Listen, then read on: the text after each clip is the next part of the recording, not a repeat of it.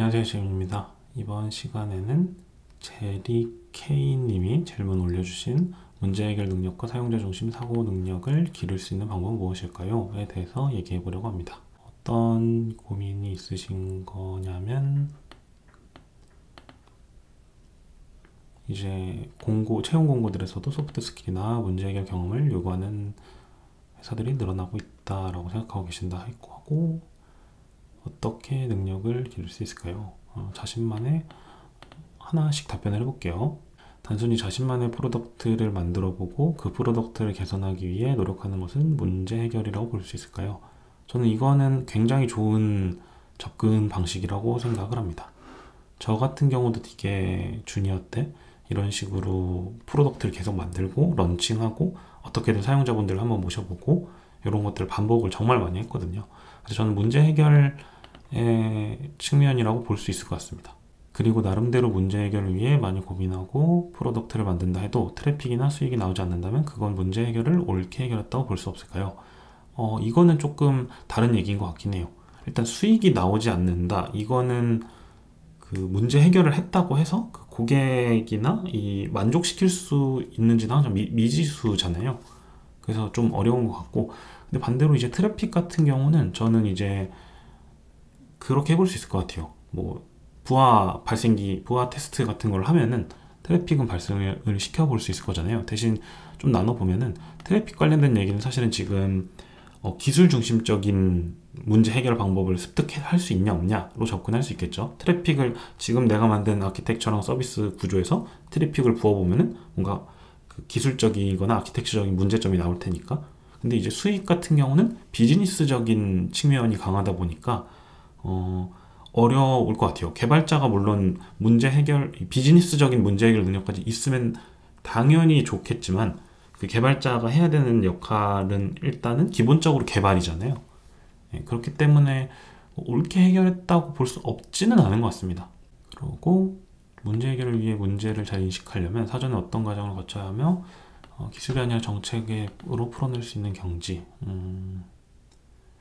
일단은 도메인 지식 외에 필요하다는 거 보면은 저는 이제 문제 인식이라 표현해 주시긴 했는데 좀 조심스럽지만 제 생각을 쭉 말씀드리면 문제 정의가 가장 중요한 것 같아요. 결국은 분석인 거죠. 분석 후 이 문제를 어떻게 정의할 거냐를 하는 게 정말 중요하다고 생각합니다. 이제 인식이라고 비슷하게 표현해 주신 것 같은데, 제가 개인적으로 여러 회사를 다니면서 여러 개발자 만났지만 문제 정의를 진짜 잘하는 사람은 손에 꼽을 정도로 적었거든요. 그런 걸 봤을 때 이제 문제를 잘 정의해야 잘 해결할 수 있거든요. 가령 이제 문제 정의가 잘못돼 있는데 막 문제 해결만 하려고 하면은 이게 이상하게 해결을 하는 거죠. 어떻게 얼기설기 해가지고 해결은 했는데 애초에 문제 정의가 잘못돼 있다 보니까 해결이 됐지만 된 것처럼 돼서 효과가 하나도 없는 그런 문제가 발생하는 경우도 좀 많이 본 것 같아요. 도메인 지식 외에 무엇이 필요하냐 하면은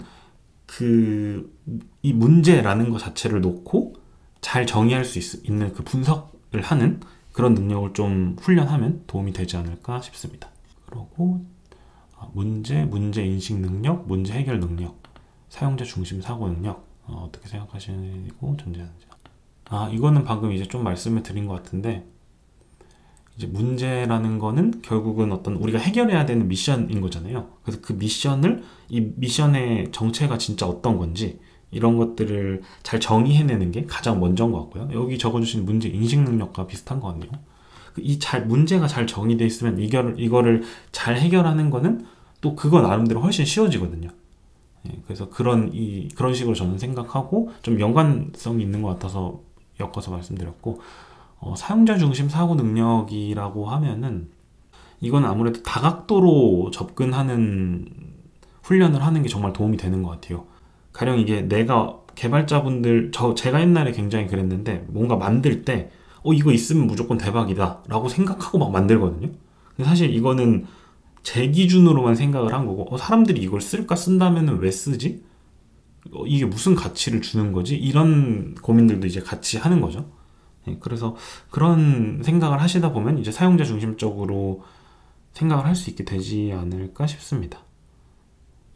그래서 저는 좀 항상 자주 말하지만 왜라는 생각을 정말 많이 하는 게 중요한 것 같아요.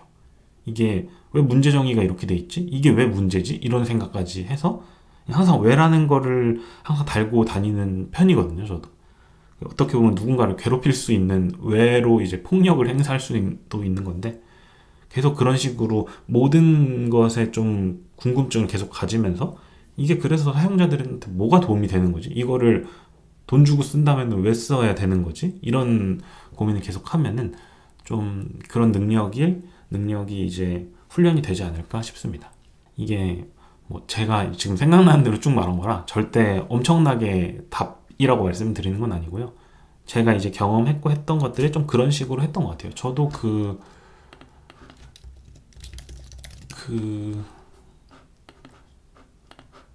여기 글이 아직 남아있나 모르겠네요.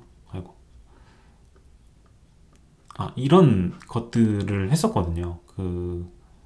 오픈부터 폐업까지. 저는 근데, 이거 말씀드리고 싶은 거는 무조건 만드시면은 이제 런칭을 무조건 해서 꼭 고객을 모아보시는 거를 무조건 추천드립니다. 저 같은 경우도, 이게 무조건 문제를 제 스스로 정의하고 이거를 제 나름대로 이게 문제다라고 생각을 하고 이 문제를 어떻게 할지 정의를 하고 그 다음에 해결을 하려고 했었던 거거든요. 개발을 통해서. 그래서 이것도 한번 이제 궁금하시면 따로 한번 읽어보시면은 크게 도움은 안 될 것 같은데, 네, 그래도 이런 식으로 이 사람은 삽질을 했구나 정도는 참고하실 수 있을 것 같아서 보시면은 도움이 될 것 같습니다. 네, 취준생 입장에서 이제 질문 많이 해주셨다고 했는데 이런 질문은 언제든지 환영합니다. 근데 제가 이제 도움이 될지 안 될지를 사실 잘 모르겠어서 도움이 되었으면 좋겠습니다. 네, 오늘도 질문해 주셔서 정말 감사드리고 오늘도 봐주셔서 감사합니다.